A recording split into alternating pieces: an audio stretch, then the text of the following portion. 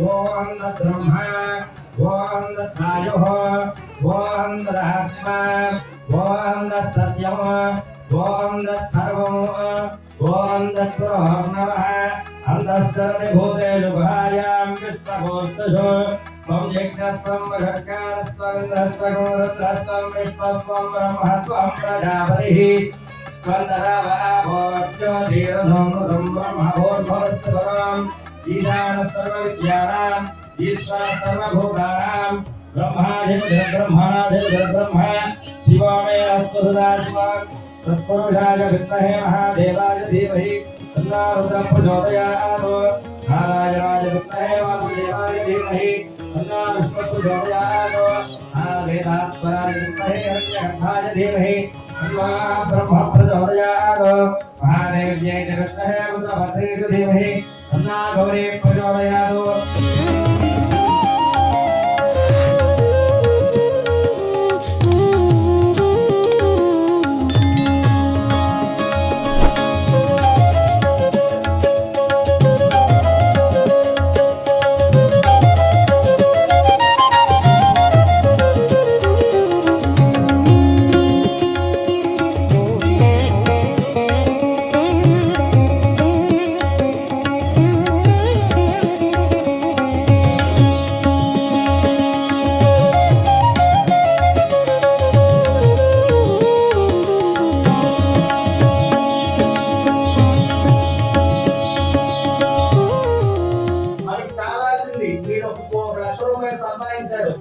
ఎవడో దొంగడు దోచుకుపోతాడు కదా.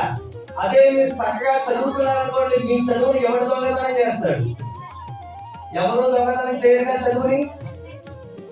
కాబట్టి చదువు ఎప్పుడు కూడా మనిషికి జ్ఞానం నేర్పుతుంది. ఆ జ్ఞానం ద్వారా వాడి ద్వారా వాడికి 10 మందికి ఉపయోగపడే అవకాశం వస్తుంది. ధనం ఉంటుంది, కానీ చదువు లేని ధనం శూన్యంతో సమానం. ఒక లెక్క వేయలేడు, ఒక రాత రాయలేడు, ఒక పేరు చదవలేడు. వాడి దగ్గర కోట్ల ఉపయోగమే ఉంది. చదువుకున్న వాడిని పక్కన పిఏగానో గుమస్తాగానో పెట్టుకోవాలి. వాడు మోసం చేయడం అని నమ్మకమైంది.